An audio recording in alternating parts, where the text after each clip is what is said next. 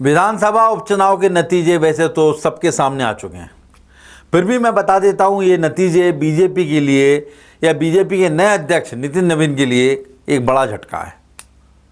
इस चुनाव में सीट तो दूर की बात, वो अपना खुद बूथ भी नहीं बचा सके। नरोत्तम मिश्रा के बूथ पर भी बीजेपी को हार मिली है। बांकीपुर में पीके की जन स्वराज, दतिया में कांग्रेस और गुजरात में बीजेपी, कुल जमा एक सीट है जिसने डबल इंजन सरकार की नाक बचाई है, वो है गुजरात की।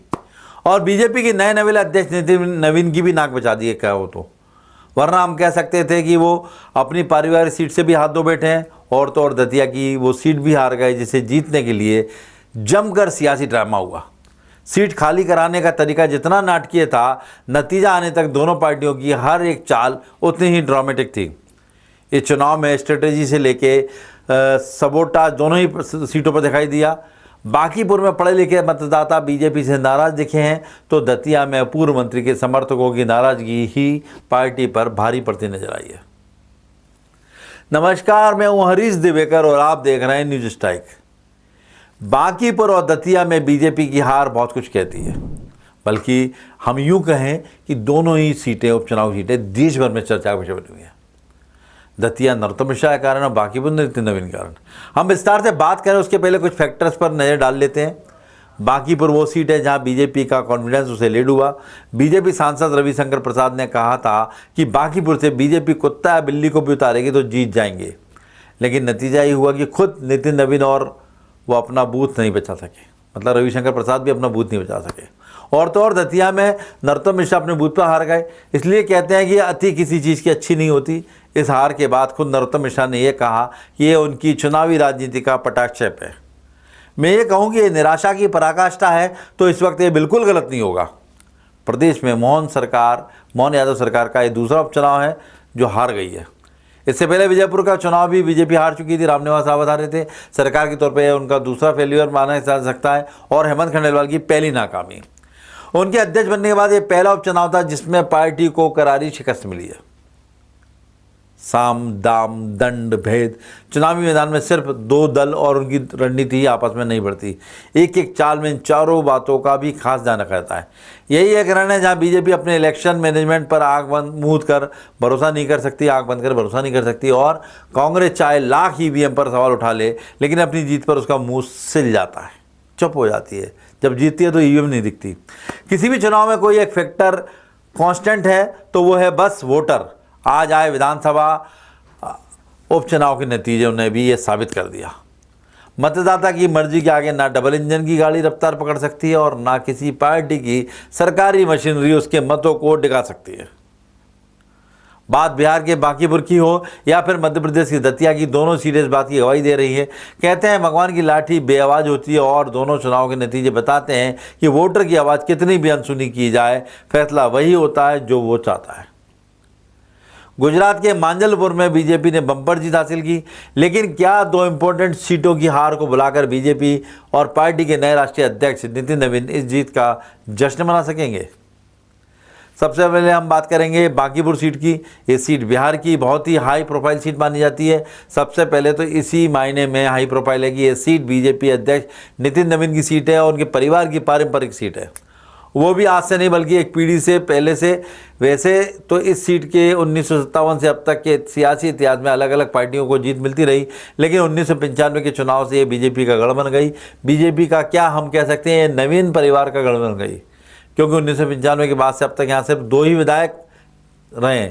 एक नवीन किशोर प्रसाद सिन्हा जो इस सीट से 4 बार विधायक बने, और उसके बाद नितिन नवीन जो किशोर प्रसाद सिन्हा के बेटे हैं, और 2006 के उपचुनाव में उन्होंने यहाँ से पहली बार जीत हासिल की। और इसके बाद से अलग अलग दलों के बड़े बड़े सुरमा भी उन्हें बांकीपुर से शिकस्त नहीं दे पाए। इतना मजबूत गढ़ था मतलब बीजेपी। शत्रुघ्न सिन्हा के बेटे लव सिन्हा ने 2020 के चुनाव में उन्हें चुनौती दी।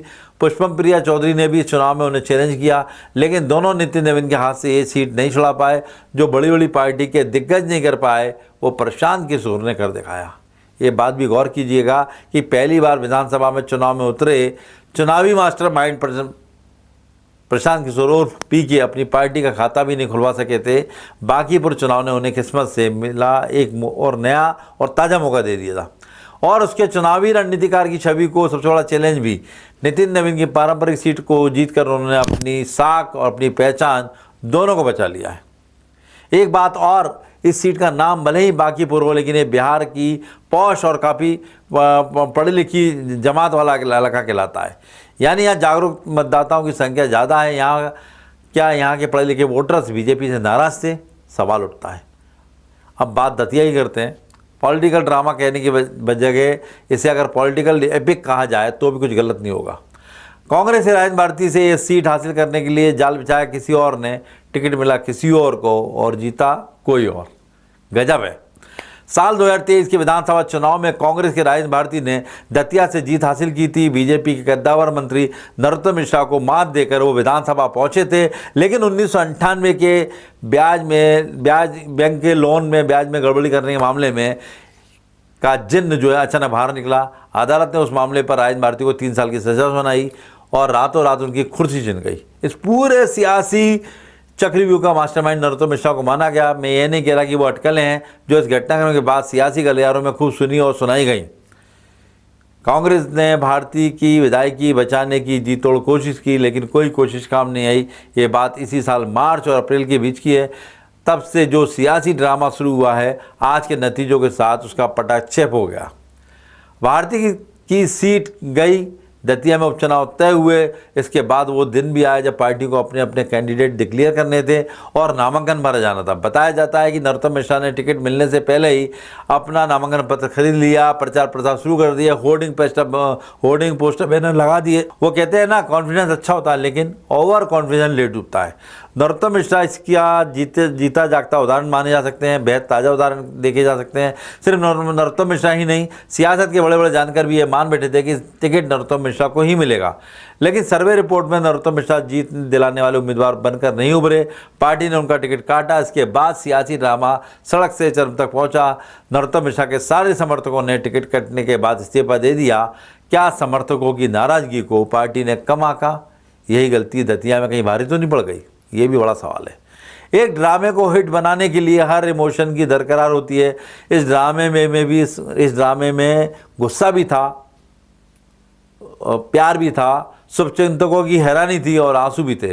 टिकट के लिए एड़ी चोटी का जोर लगाने के बाद जब बात नहीं बनी तो नरोत्तम मिश्रा की आंख से आंसू आने की खबरें भी खूब वायरल हुई और मन से भरे मन से वो रोई भी।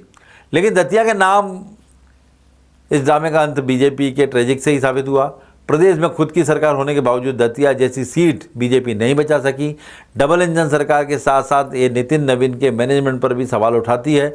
अब बात करते हैं कांग्रेस की। राजेंद्र भारती की विधायकी छिनना कांग्रेस के लिए बड़ा झटका था। पार्टी ने इस सीट को बचाने के लिए तमाम कानूनी दाव पेच खेले, लेकिन बात नहीं बनी। इसके बाद टिकट बंटने की बारी आई।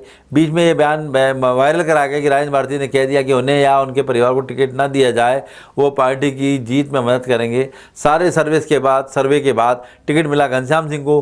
राजघराने से आने वाले घनश्याम सिंह के लिए दतिया का चुनावी ग्राउंड नया नहीं था।